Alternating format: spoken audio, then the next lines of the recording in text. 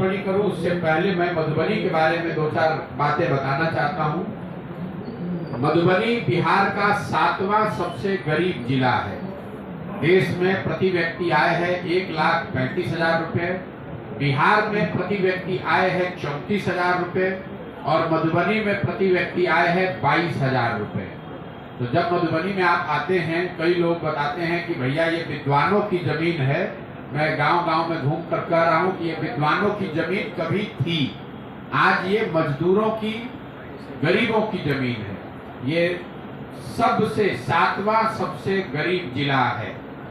यहाँ पर जो समस्याएं हैं वो अन्य जिलों के मुकाबले, खासकर पलायन और कृषि की उत्पादकता जो है वो बिहार में सबसे कम है। गेहूं प्रति एकड़ जो यहाँ पैदा होता है वो बिहार के जिलों के मुकाबले भी मधुबनी में सबसे कम है।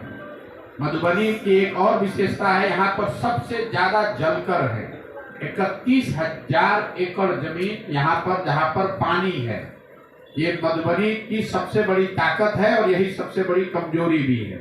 मधुबनी में कुल 2,23,000 हेक्टेयर जमीन है खेती योग्य, उसमें 31,000 एकड़ जमीन है जो जलकर है और उस जलकर का यहाँ पर 85%, मतलब 31,000 एकड़ जो जमीन है उसमें 85% जमीन जहाँ पानी लगा हुआ है वहां पर कोई काम व्यवसायिक या आर्थिक उपयोग का में नहीं लाया जा रहा है।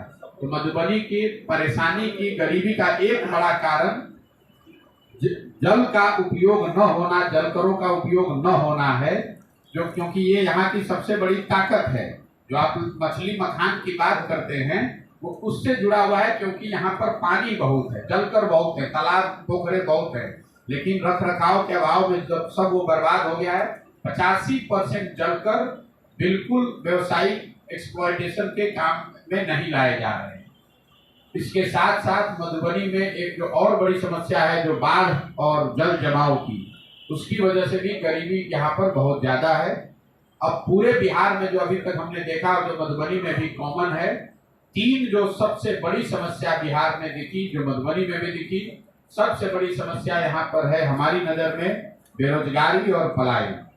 अब आप ये कहिएगा भैया इसके लिए पदयात्रा करने की क्या जरूरत है? ये तो सबको मालूम है कि बेरोजगारी पलायन बहुत बड़ा मुद्दा है, लेकिन जब हम लोगों ने पदयात्रा की तो इस बेरोजगारी और पलायन के आर्थिक और सामाजिक पहलुओं की समझ और इन समस्याओं की विकरालता को देखा हमने। गांव के गांव जहां पर बाढ़ नहीं भी आता है, उन गांवों से भी 40 से 50% युवा बाहर चले गए। और पलायन यहाँ पर सिर्फ गरीबों का मामला नहीं है। कई बार हमको आपको लगता है कि जो गरीब आदमी है वो मजदूरी करने के लिए बाहर जाता है। पलायन से यहाँ पर समृद्ध परिवार भी उतने ही इफेक्टेड है। जो गरीब आदमी है वो मजदूरी करने के लिए बाहर जा रहा है, जो समृद्ध परिवार के बच्चे हैं वो पढ़ाई और नौकरी करने के लिए बाहर जा रहे हैं।